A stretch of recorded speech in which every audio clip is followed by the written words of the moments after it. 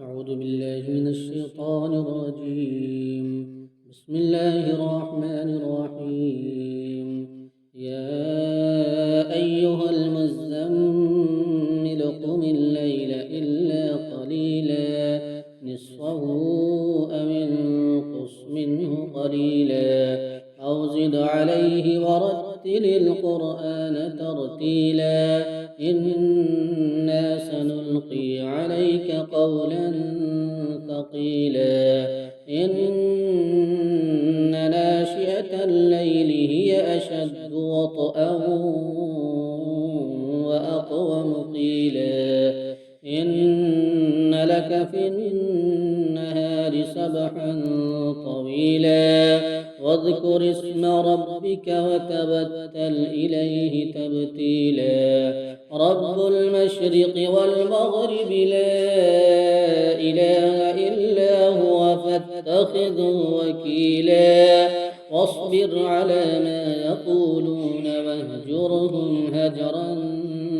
جميلا وذرني والمكذبين أولي النعمة ومهلهم قليلا إن لدينا أنكالا وجحيما وطعاما ذا غصة وعذابا أليما يوم ترجف الأرض والجبال وكانت الجبال كثيبا مهيلا إنا أرسلنا إليكم رسولا شاهدا عليكم كما أرسلنا إلى فرعون رسولا فعصى فرعون الرسول فأخذناه أخذا وبيلا فكيف تتقون إن كفرتم يوما يجعل الولدان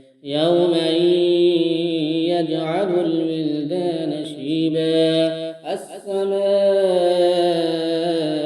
منفطر به كان وعده مفعولا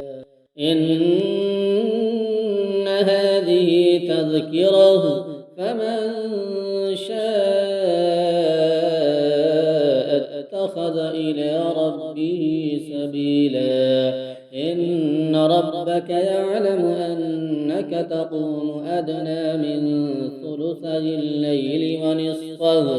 ونصفه وثلثه وطائفة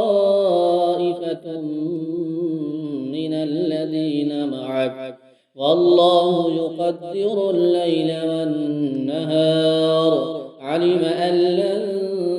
تحصوه فتاب عليكم فاقرؤوا ما تيسر من القرآن علم أن سيكون منكم مرضى وآخرون يضربون في الأرض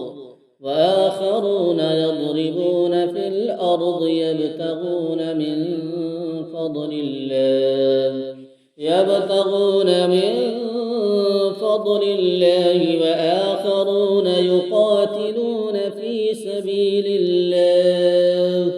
يقاتلون في سبيل الله فاقرؤوا ما تيسر منه وأقيموا الصلاة وآتوا الزكاة وأقرضوا الله قرضا حسنا وما تقدموا لأنفسكم